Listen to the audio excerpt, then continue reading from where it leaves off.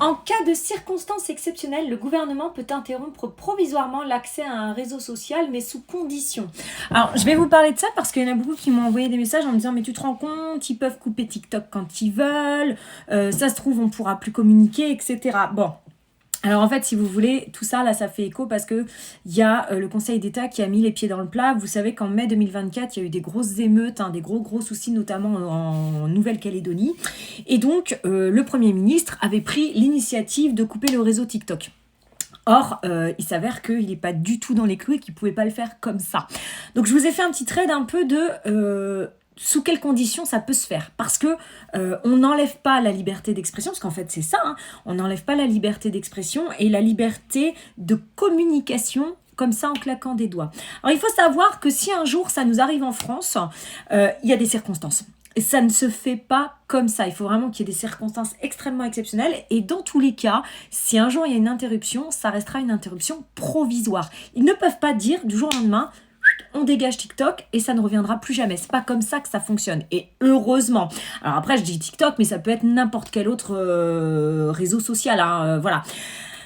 Alors, de toute façon, il faut que ça remplisse des circonstances exceptionnelles. Pour faire face à des événements particulièrement graves. Donc là, par exemple, tu vois, si demain il y a la guerre civile dans nos rues, etc., ils peuvent décider de couper. Mais ça ne se fera pas comme ça, sachez-le.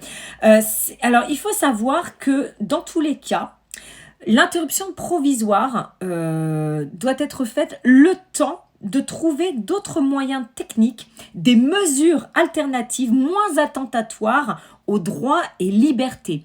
En gros, ça veut dire que ils auront le droit de suspendre le réseau social jusqu'à ce qu'ils aient trouvé d'autres solutions. Mais ils ne peuvent pas le couper définitivement de façon définitive au niveau du temps. Et en fait, alors ces mesures alternatives, ça peut être quoi ? Par exemple, bloquer certaines fonctionnalités. Ça, ils doivent pouvoir mettre en place des choses comme ça. Voilà. De toute façon, le Conseil d'État, là, donc par exemple, pour ce qui s'est passé en Nouvelle-Calédonie, a jugé que la décision du Premier ministre ne représentait pas ses conditions.